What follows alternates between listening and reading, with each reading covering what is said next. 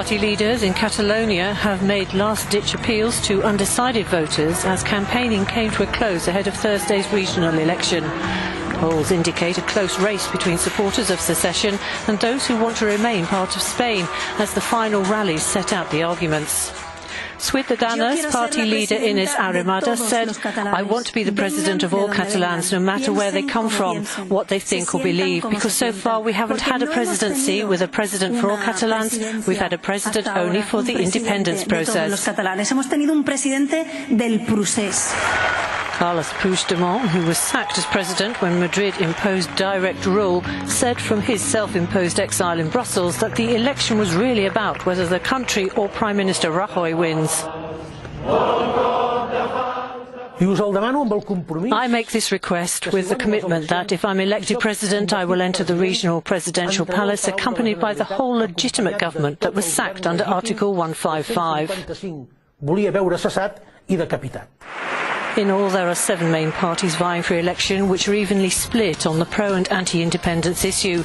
If neither bloc secures enough seats for a parliamentary majority, the kingmakers could be the anti-independence Socialist Party and regional brand of the far-left Podemos Party, which has an ambiguous stance on independence but wants a legally binding referendum. Madrid has said full autonomous powers will be returned to Catalonia once a law-abiding government is elected. Cardinal Bernard Law, who was forced to resign in 2002 as Archbishop of Boston over a sex abuse scandal, has died aged 86. Law became the central figure in the worst crisis to hit the Roman Catholic Church in America, the alleged cover-up by church officials of paedophile priests. After leaving Boston, he took a post at the Vatican, where he worked until 2011, when his health began to decline. A succession of devastating stories by the Boston Globe led to thousands of cases coming to light around the world. But 6 months after his resignation, it was announced that Law and others would not face criminal charges. The scandal prompted the Vatican to draw up new plans to combat child sex abuse in the Roman Catholic Church. It was an immense fall from grace for Law, whose extraordinary career started by championing civil rights in America's Deep South. The head of EU foreign policy has met with Lebanese leaders in the first official visit to the country following the resignation of Prime Minister Hariri, who has since returned to his post. Federica Mogherini welcomed him and spoke about the right to protection for all Syrian refugees. We were extremely satisfied with your return to Beirut and the resumption of the work of the cabinet that you chair. Mogherini said a political solution to the Syrian conflict was necessary before repatriation could be considered. For us, the return of Syrians that will want to return to Syria has to happen in the moment when this can be guaranteed in a secure, safe and dignified manner on a voluntary basis.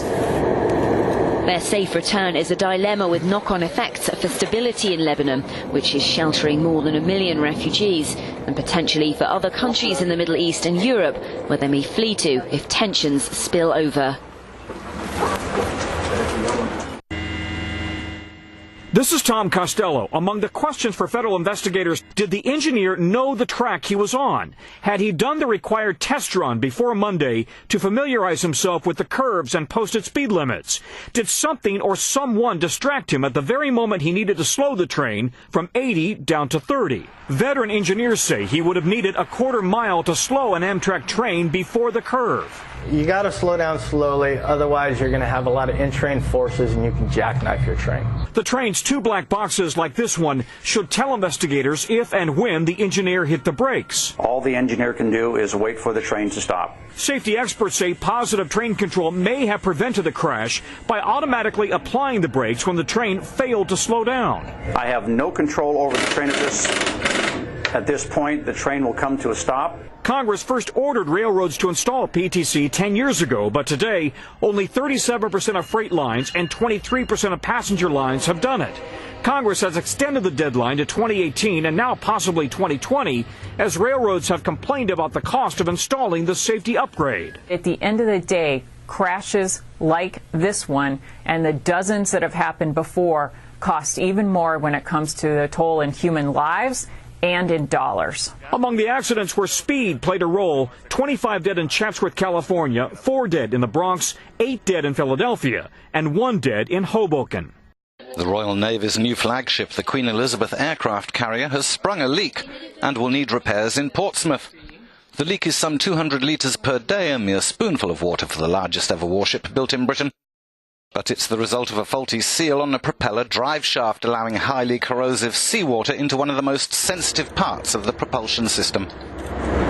The ship was only commissioned a month ago by Her Majesty the Queen and was undergoing sea trials when the fault was detected. The Queen Elizabeth took 8 years to make and cost nearly €3.4 billion. But taxpayers will not foot the repair bill, as the leak is the responsibility of the ship's contractors. The US envoy to the UN has said that the missile fired towards Saudi Arabia bears all of the hallmarks of previous attacks using Iranian-provided weapons. Saudi air defences reportedly shot down a ballistic missile fired from Yemen's Houthi group in an attack that could escalate a proxy war between the kingdom and Iran. Shiite rebel leader Abdul Malik al-Houthi made a speech on television saying that the Saudis wanted to control everything, and he praised the Yemeni group for being able to strike at the heart of Riyadh, as it is a symbol of their rule. The Iranian-aligned Houthi movement said it had aimed the missile at the Saudi royal court, where a meeting of Saudi leaders was underway. The conflict in Yemen, which borders Saudi Arabia, has killed more than 10,000 people and displaced over 2 million. There were no reports of casualties or damage in Saudi Arabia from the missile. In contrast, a UN human rights spokesman said that Saudi-led coalition airstrikes had killed at least 136 non-combatants in Yemen since December the 6th. Iran denies supplying Houthis with weapons, but evidence is mounting to debunk this. It'll surely raise fears of what will happen next between the two nations, as they remain locked in a struggle for influence in the Middle East. Another day, another apparent disaster for Britain's Brexit plans. This time it's Michel Barnier's announcement that the much-hoped-for special deal between the City of London and the European Union will not be possible, scuppering Prime Minister Theresa May's plans for a bespoke trade agreement with the bloc. According to a Guardian newspaper exclusive, Barnier told reporters that British banks and financial firms would inevitably lose the passports that allow them to trade freely within the EU.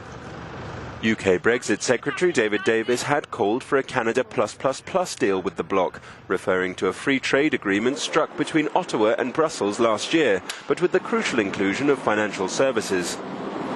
The setback comes just days after EU leaders agreed to move on to phase 2 of the Brexit divorce talks. Having agreed that enough progress had been made with regards to citizens' rights, the Irish border and the Brexit financial settlement, negotiators will now move on to the pivotal matters of trade and security. E dall'Unione del Momento para um espaço comercial, ora no Stobek e Deporte.